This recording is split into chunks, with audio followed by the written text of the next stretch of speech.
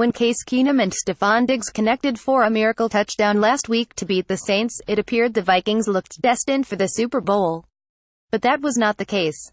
Minnesota scored first Sunday against the Eagles, but watched as Philadelphia ended the game with 38 unanswered points to win 38-7. The Vikings' dream run came to an end, but they still enjoyed a great surprise season. Here are 3 reasons why the Vikings lost to the Eagles. 1. Turnovers. Keenum threw 2 interceptions, 1 for a touchdown, and lost a fumble, which resulted in points for Philadelphia. Keenum, who stepped in admirably all season for Sam Bradford, looked overwhelmed by the Eagles' second-ranked defense. He consistently looked a step behind Philadelphia, and struggled to adjust to blitz schemes. Picked. Fly Eagles Fly NFL Playoffs Pick.twitter.com/Ike6QOM3 NFL at NFL January 22, 2018. Having scored first, the Vikings looked ready to make noise in a hostile environment, but Nick Foles outperformed Keenum. The Eagles were great at forcing turnovers all season, and the Vikings were the latest team to feel their wrath too.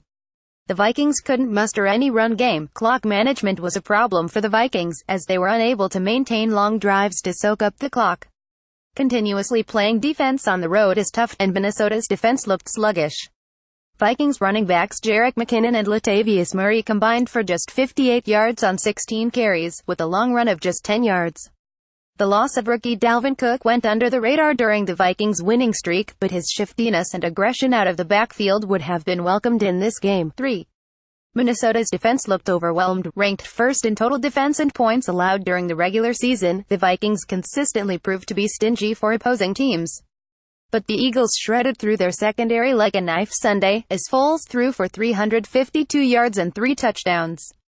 The Vikings allowed 456 yards in the loss, including 85 yards and 2 touchdowns to wide receiver Alshon Jeffrey.